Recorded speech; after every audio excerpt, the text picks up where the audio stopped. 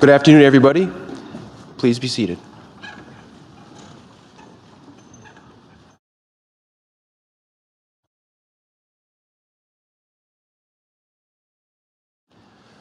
Well, good afternoon, and welcome to this joyous celebration as we honor and celebrate all the amazing accomplishments of our newest class of the Doctor of Physical Therapy program at South College, the class of 2023.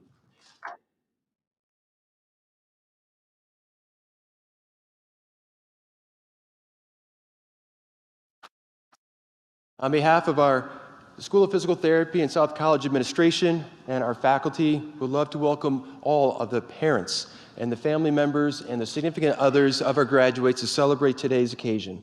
This is a joyous event, important for all of us, but most important for our graduates. I am Alex Kozolinsky. I am the program director for the South College Doctor of Physical Therapy program, and it is my honor to stand here in front of all of you today. Graduates, it's crazy. You are now at the end of your time, and it feels like you have just begun. Time passes so fast. So if any of you are looking for a way to speed up time, I encourage you to apply to our program, because you'll find that 2 years will go by in the blink of an eye. It was only just 2 years ago at this very week that we wrapped up our orientation phase with your class. We welcomed you, we prepared you for starting the program for your very first term that would begin next week. And now here you are finishing. I remember that time very well because there was a mixture of emotions. There's a lot of excitement, a lot of enthusiasm, but then even some fear, as some of the students revealed to us that they had some concerns about imposter syndrome. Like, I don't know that I belong here. I don't know if I can make it. This seems really intense, and I don't know that I can do it. But over time, you persevered. You're a very resilient group. And we know that there was support from the program and the faculty, but you shared with us that it was also the support from your family, your friends, your siblings, and your significant others that carried you through and helped you to get to this point today. It's a very impressive accomplishment. We are all very, very proud of you, and congratulations.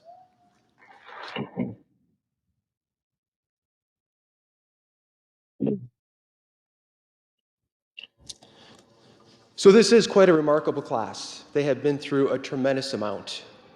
They started this program 2 years ago. We were still in the COVID pandemic. And that was a challenging time for all of us for many reasons. But their start was atypical. It wasn't quite like we have started the program prior to them coming in before COVID and those who have started after that. Because our students didn't have the opportunity to come to our campus for orientation and meet the faculty. They didn't have a chance to see our facility, and they surely did not have a chance to get to meet each other face-to-face in person and begin those friendships. And that was a challenging time. But this is a very resilient group, and despite all of those challenges, they were able to make it through. They were able to adapt to virtual versus online learning. They were able to adapt to some of the changes that we had to make when they came to campus, and we didn't quite have the most perfect learning experience that we could have had for all of you. But despite that, you still persevered. You learned what you needed to learn. You formed a strong community among yourselves, despite the fact you spend more time away than you spend together on campus. You learned what you needed to learn of your knowledge and skills to be successful and excel on your clinical experiences. In addition to that, 1/3 of the students in this graduating class have already taken and passed the national board exam. Really quite a remarkable feat.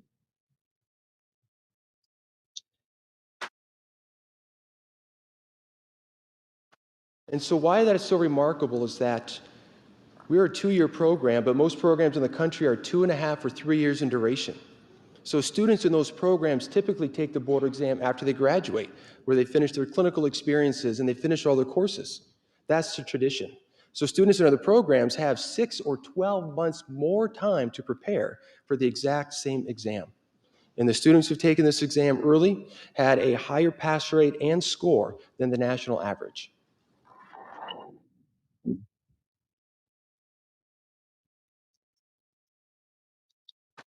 So for those students in the class who have not yet taken the board exam, we still feel that you are remarkable.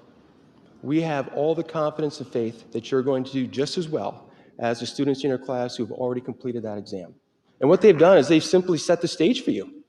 And rest assured, that should give you confidence that your classmates did it, you were in the same classroom, you took the same exams, and they took the same exam as you for the national licensing exam, and you too can be successful. We have all the faith in your ability to do that, And I encourage you to go into that exam with all the confidence in the world that you too will be as successful on that exam. So folks, this group here, one more remarkable feature about this class is they are going to be very influential in our profession.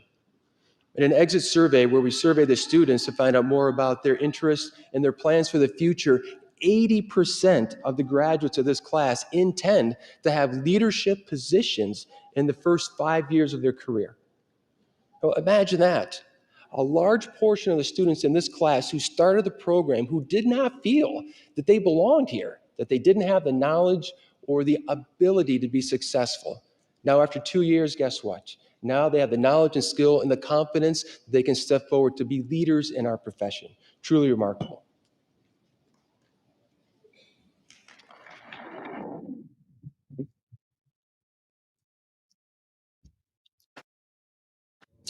So folks, our ceremony today is a combination of an awards celebration and also commencement. And you're going to find that of all the speakers that come up to the podium today, that you're going to get a glimpse of some of the successes and the accomplishments that this class has had. And you're also going to learn about the character of the students in this program, and I assure you, there are plenty of characters. Now I would like to turn the podium over to Dr. Richardson, who is our Chief Academic Officer. Thank you.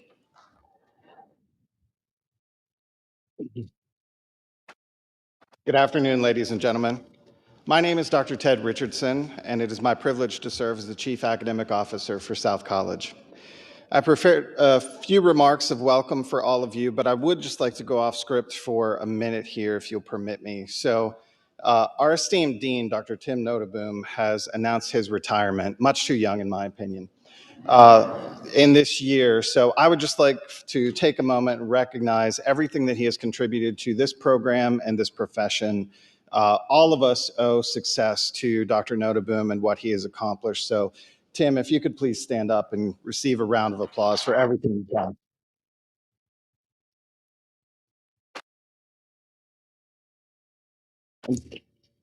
So far, I've convinced him to stick around as adjunct, so hopefully he's not completely out of it yet. But thank you. Graduates, welcome and congratulations. Today is a milestone of accomplishment for all of you.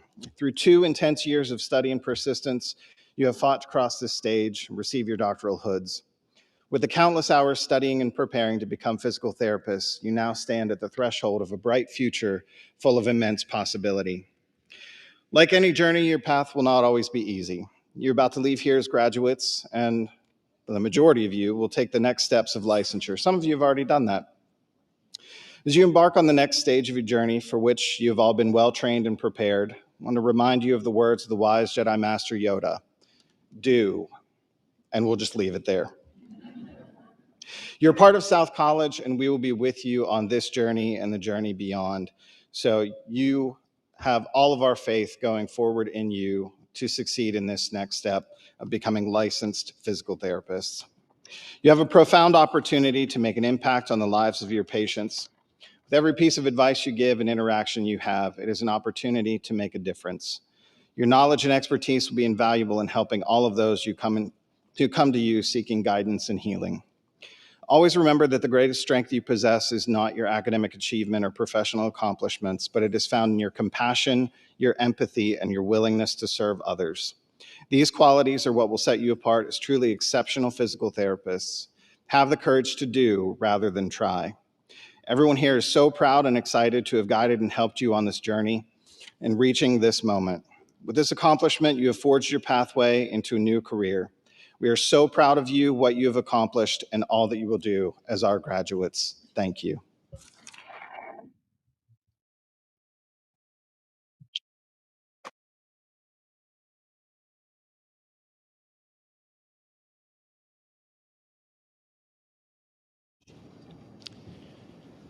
Our next speaker is our distinguished and esteemed faculty, Dr. Jeff Moore. Dr. Moore has been asked by the class to deliver the charge to the class today. Dr. Moore has been with our program for several years, starting off as being an adjunct faculty back in our beginnings, and then for the past 4 years, he's been an assistant professor. As you will come to see quite quickly, that Dr. Moore's passion, exuberance, and energy are unmatched, and without question, the unanimous vote of our faculty to be the person to lead any type of a revolution. Dr. Moore is quite accomplished in his career. He has been named not less than 3 times as one of the most influential physical therapists in the country. Dr. Moore is also quite active in professional education as the originator of the ICE group for professional education, and also is the owner of Onward Physical Therapy and numerous clinics that are associated with that. I do welcome to the stage Dr. Moore.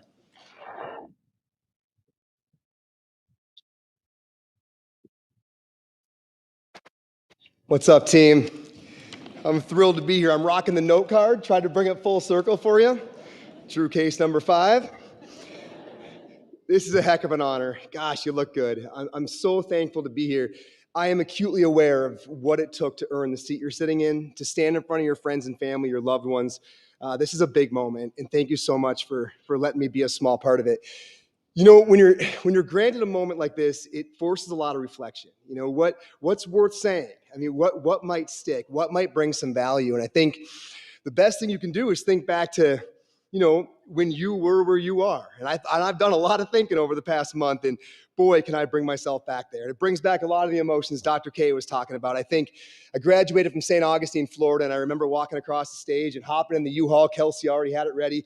We had a 3-month-old and a 2-year-old, and we were going to Bozeman, Montana. I had never lived in Bozeman, barely knew my boss, and we were driving across the country, probably had enough money for one hotel room. And I remember that drive, man. I remember the emotions. There were so many, they were mixed. They were mostly enthusiastic, but there was some fear, right? Big dreams, lots of concerns, some imposter syndrome. It was all on board. And I just think to myself, you know, I've learned a handful of things since then. If the skies could have parted on that U-Haul drive and I could have talked to myself, what would I have said? I think I would have said a handful of things, 5 specifically, and that's what I want to share with you today. For what it's worth, I hope some of this can guide you on your early journey. The first thing I want to say is that life, the inertia of it, tends to drive you towards the average. And I want you to give this some serious thought. If you follow the herd, if you do what's expected, if you do what's logical, if you go with the flow, it tends to mathematically bring you towards the average. There's nothing wrong with average. But I've talked to a lot of you, and I have a feeling that's not your ultimate destination. If it's not your destination, then you need to be aware of this fact, that if you go with the flow, it's where you wind up. And so from right now, you need to begin to be aware and to resist that. The awareness starts with this conversation, understanding that when life gets busy and chaotic, if you do indeed just go with the flow, it's probably where you're going to wind up. But you need more than that. You need a compass and a plan. I only have one more ask. I realize you're kind of done doing things that we say. I get that. I got one more ask. Before you leave Knoxville, I need you to write down your non-negotiables. And I'm serious about this. Just take 10 minutes. Write down your non-negotiables, professionally and personally. What do you need your future to look like? It can't be an exhaustive list because you've always got to be ready to adapt. But I do need you to write down, when I was dreaming big, before life got crazy, before all the things that happened, what did I believe and what did I need? Get it down. Where do you want to practice? What kind of setting? What tools do you need? What do your colleagues look like? Who do you get to serve? Get that down. Get down the personal stuff. Where do you want to live, right? What does that side of the adventure look like? But more importantly, set a Google Calendar date. Put it down to remind you annually to check your compass. And what I want over the next 15 years is every year when that pops up, I want you to remind yourself of what you believed before it all got crazy and let that guide you a bit. You are going to be shocked how often you open that and you're at the moment of a big decision, thinking about doubling down with a company, maybe leaving a company, making a big move. And it's a very, very refreshing thing to look at, what did I believe? What did I say I was not going to compromise on? And let that be your guide. If you are going to resist the inertia towards mediocrity, towards average, you've got to be aware of it. You've got to have a compass and you've got to have a plan. And you need to be able to reassess that plan. If we have showed you one thing at this school, it is the importance of test, retest model. You need to be able to look back and say, what did I think and am I holding that line? That's number one. Number two is you've got to take risks constantly. There is only upside to risk. I know that sounds a little crazy, maybe a little polarizing. Team, I've got data on that. I've got a wonderful opportunity to mentor a lot of folks. Earlier on in the years past, it was clinicians. Nowadays, it's more business folks, people who have a lot of years behind them in trying to carve out their professional career.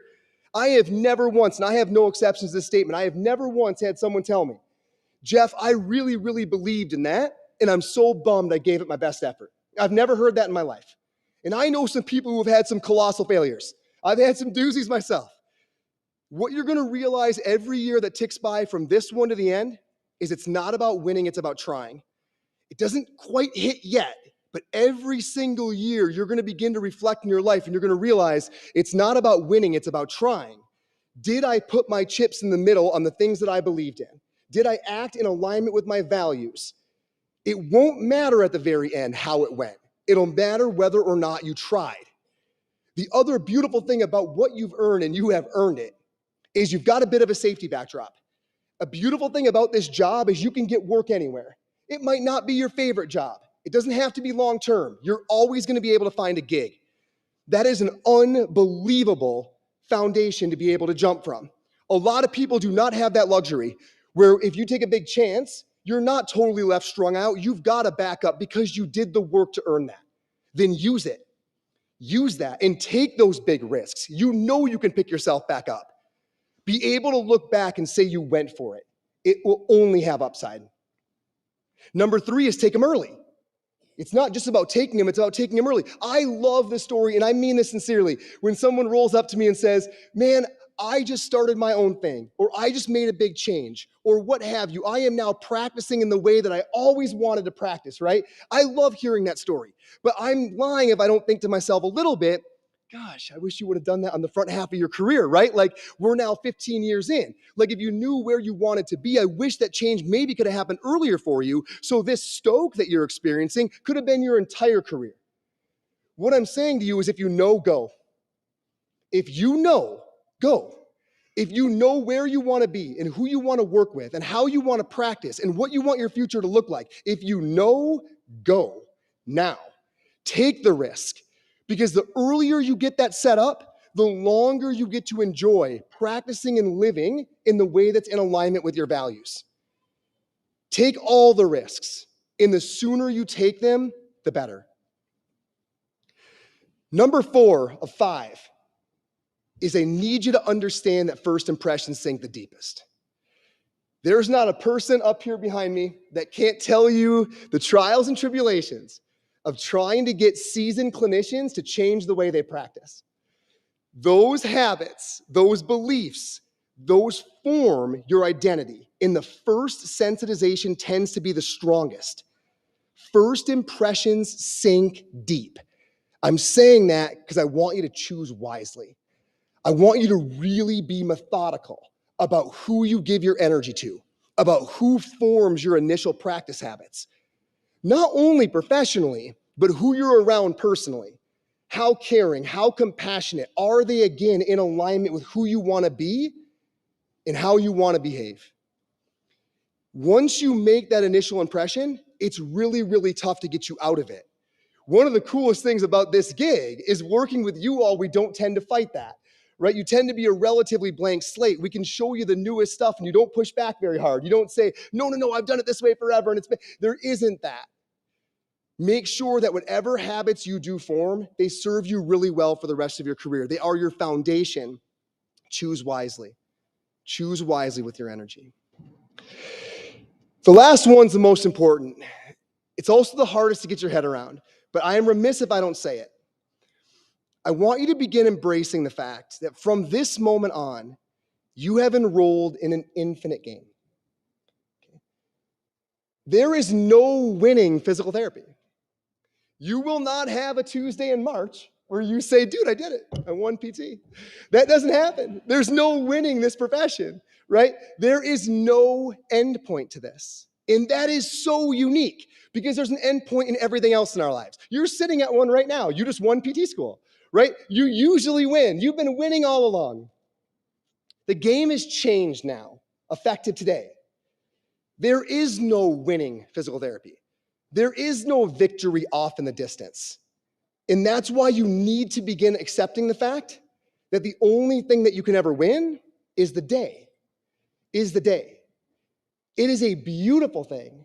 For a moment, you're so used to shooting off into the distance, trying to calculate, well, if I do this and this, maybe I'll wind up there and I'll win down the road. If you can embrace that that is gone, that goalpost way off in the distance, you can begin to funnel your mind into the present and realize that a perfect life is nothing but a collection of perfect days. And if you start to focus on the latter and stop looking off in the distance and worry about perfect interaction every minute of every day, you'll get the former. That's all it is. No more looking far off into the distance and all the looking at every single action in the immediate moment. The only reality has ever been the present. And if you can begin to absorb this change in your mindset from all the years up until this one to going forward, the amount of joy in this life is incomprehensible. But it's all about getting yourself into the day. Team, I have no doubt a lot of that sounds daunting. It sounds heavy, it sounds big, but we know you've got it. And we've got data. You weren't supposed to be able to do this. That's what we were told. You weren't supposed to be able to do this. You can't do this. You cannot take 3 years of intense doctoral education and condense it into a 2-year time frame and add logistical challenges of travel and decreased breaks. The students will never be able to handle it. That's what they told us. You sit here in defiance, and I love it. And if first impressions sink the deepest, I'm so glad that this is yours. You started off your career breaking the rules. You started off at a program that did things they said you couldn't do. If there's going to be a habit I never want you to lose, it's that one. I'm so proud of all of you. I'm so thankful for this opportunity. Enjoy the day. It's yours. Congratulations.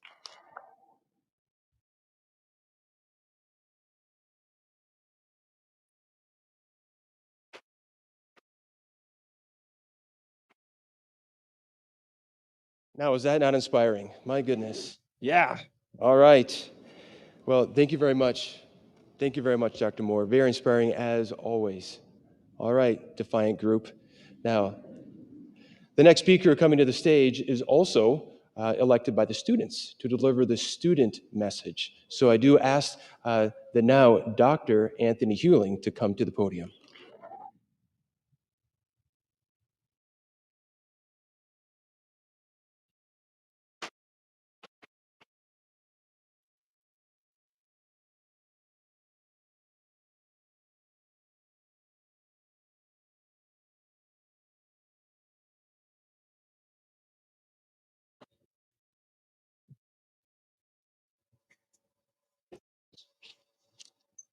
Mama Kothi being Mama Kothi.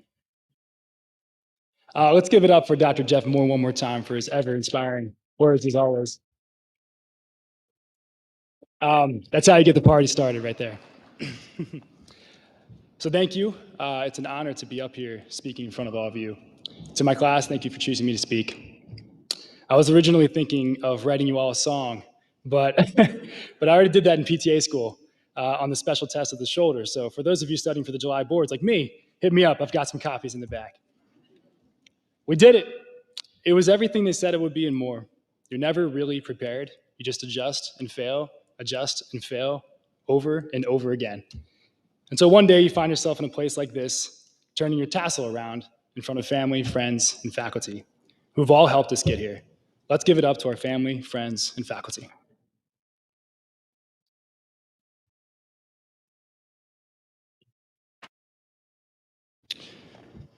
Japanese writer Haruki Murakami said it best. And once the storm is over, you won't remember how you made it through, how you managed to survive. You won't even be sure whether the storm is really over. But one thing is certain, when you come out of the storm, you won't be the same person who walked in. And that's what the storm is all about. We might have hit shore, and I'm so glad we did. Heck, I could kiss the stage right now. Maybe not, but, but the truth is, this is only the beginning. We have a long road ahead.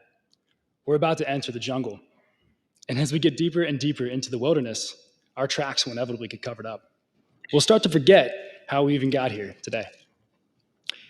The following are a few suggestions that I've learned over the years that I want to leave us with before we begin our next chapter. Take this as a clinical practice guideline, if you will, but for life as doctors of physical therapy. Did I just say doctor? A lot of these recommendations come from my personal life. Some have strong evidence to support. Some are merely anecdotal, but N equals 1, right? All are what going through a hard thing like DPT school made me realize and reinforce for me. So here goes. Number 1, fill your cup. Prior to enrolling at South, I worked as a PTA. No, not the Parent-Teacher Association. Physical therapist assistant. And early in my career, I saw a doctor about some stress and anxiety I was experiencing. The demanding field, combined with my poor time management, finally got the best of me. After discussing my situation with her, she said, "Anthony, as healthcare providers, we're not allowed to have a bad day." Huh. She didn't prescribe me any medication. She instead included herself in my crisis and instilled wisdom that has forever changed my outlook. As physical therapists, we have the unique opportunity to give people the best hour of their day. We have the privilege of turning someone's day from bad to good. It is such a rewarding field, but with that comes an immense amount of time, energy, and sacrifice devoted to others. It requires our best self every day. Of course, there will be days when we fall short, but this is the exception, or expectation. Our best is needed. There are no exceptions. It starts with filling our cups and making the time for ourselves so we can better pour into others. Translation, as we say at South, take your meds. M stands for mindfulness, E stands for exercise, D stands for diet, S stands for sleep. Fill your cup. Number 2, eat the frog. I know that sounds a little weird and gross, but hear me out. Mark Twain is purported to have said, "If you ever have to eat a live frog, it's best done first thing in the morning." Very Mark Twain, right? In other words, do the hard thing first. For the past couple of years, my frog has been running 1 mile. I've missed a lot of mornings. But one thing I know is that on the mornings I do run, the obstacles and hiccups that come my way later in the day are easier to handle. You see, it's not so much about the mile than it is about the momentum generated. Now, I'm not suggesting you do BERT every morning, maybe maybe a half BERT or a quarter BERT, but as PTs, our days are going to be long and challenging. We need all the help we can get. Eat the frog. Number 3, stay above the clouds. I'm a big mantra guy, and one that has helped me maintain a positive mental attitude over the years is the mantra, stay above the clouds. At the start of each day in the clinic, I envisioned myself above the clouds. These clouds could represent unexpected schedule changes, a negative attitude, or my pants ripping while I'm demonstrating a squat. It's happened plenty of times before, believe me. All things outside of my control, of course. The thing is, the clouds form, they roll in, and their pull is strong. They're on a mission to bring me down to their level. Staying above them is the key to overcoming their effect. Because once I get pulled down, it's so much harder to go back up. I found that when my day gets cloudy, it's the perfect opportunity to inject some light. It's an opportunity to share a joke. It's an opportunity to work harder, to adapt, to find a way to stay in the clear. It's an opportunity to grow. Stay above the clouds. Number 4, tell me more. There's only 8 of these, so hang in there. A genuine interest, a sincere curiosity. Tell me more means leaning in to what someone has to say. It means you have time and attention to offer. It makes the other person feel seen, heard, and ultimately loved. It's the simplest thing we can do to enhance our connections with our patients. Someone could comment on how the trees are looking in beautiful color, and simply acknowledging their statement could be enough.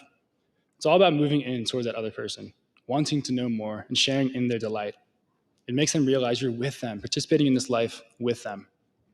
So whether talking to our patients, a stranger, a friend, or a family member, instead of itching to speak, just say, tell me more. Number 5, believe in someone. Everyone needs someone that believes in them more than they believe in themselves. I'm going to repeat that. Everyone needs someone that believes in them more than they believe in themselves.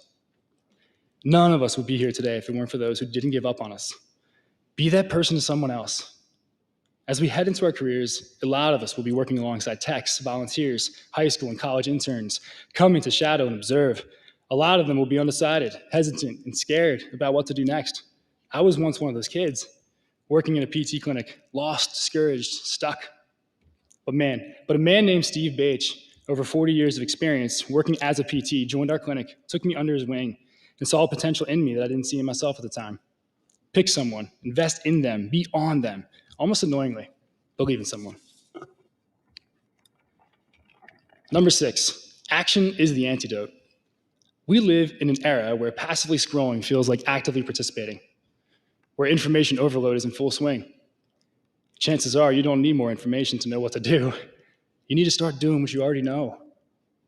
I have found that the antidote to many of life's conundrums is action. Just go for it. It's always on the way that you figure it out. You learn as you go.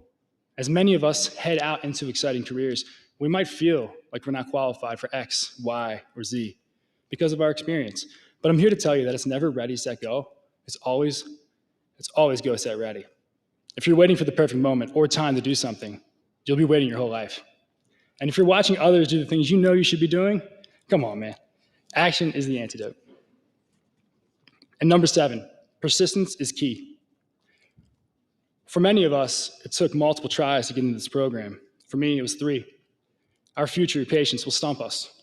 They will present with chronic pain, a complex history, difficult personalities, challenging diagnoses. But I want us to remember that we were taught by some of the best PT instructors there are. The process, we are well equipped to tackle what comes our way. The process of getting into school instilled in me the valuable lesson of not